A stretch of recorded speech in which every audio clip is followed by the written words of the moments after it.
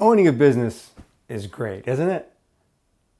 You have real authority, you gain a certain amount of respect, and you might make a lot of money. But it's not all power, prestige, and prosperity, right?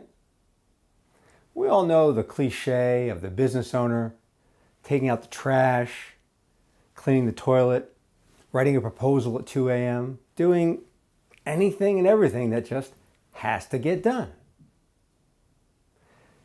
That's why pretty regularly I get a phone call that sounds pretty much like this.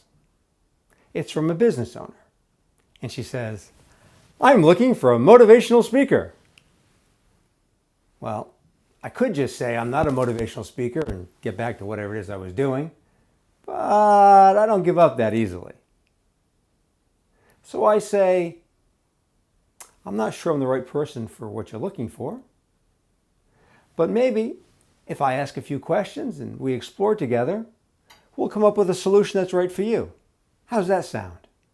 And the business owner always agrees because, as you may have noticed, when we find someone who's interested in our problem, we love to talk about it.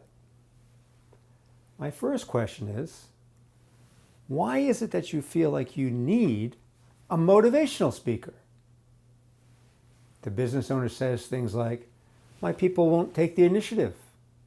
They don't accept additional responsibility. They aren't creative. They're unmotivated. Well, I can see where that could be a problem.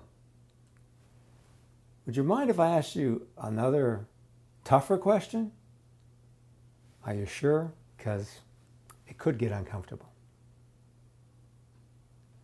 Why are you hiring all these unmotivated people? Oh no, the business owner says. Hiring's not the problem. I make sure everyone is fired up, ready to go from day one. Well, at this point, my sharp, wry sense of humor often gets the better of me. I probably shouldn't, but my next question is, what is it you're doing to these motivated people that's so demotivating? Well, if they're still on the phone at this point, if she gives serious consideration to my question, this is probably someone I can work with. Because I'm more interested in provocative questions than all-purpose suggestions. My job as a coach is to encourage people. I tell stories, I ask questions, and guide people towards discovering their own insights and choosing their own actions. And I'll be leading you on this path of discovery today in this speech. Because if there's one thing I know about us business owners, it's that we prefer the ideas and insights that we figured out over anything that's been pointed out. That the things we discover are way superior to anything dictated.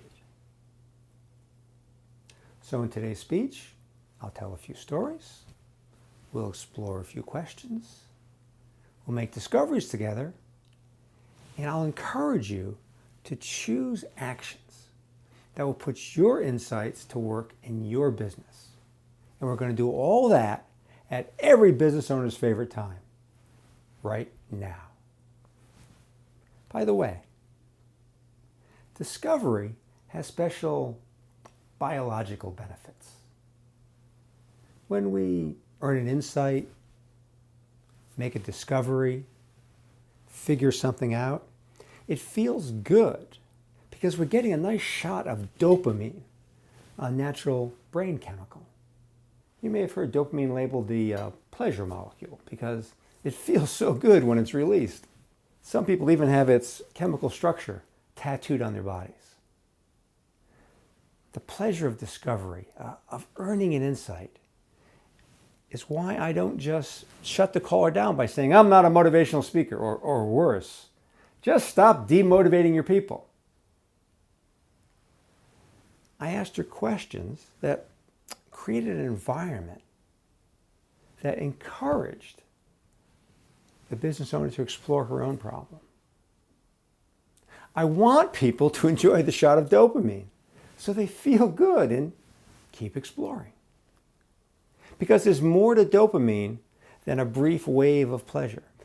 Research has shown recently that dopamine is released when you have experiences, when your brain gets signals that something good is about to happen to you, when you're sort of on the precipice of pleasure, so that you're motivated to continue what you're doing. Scientists now call dopamine the motivation molecule. My speech today encourages discovery.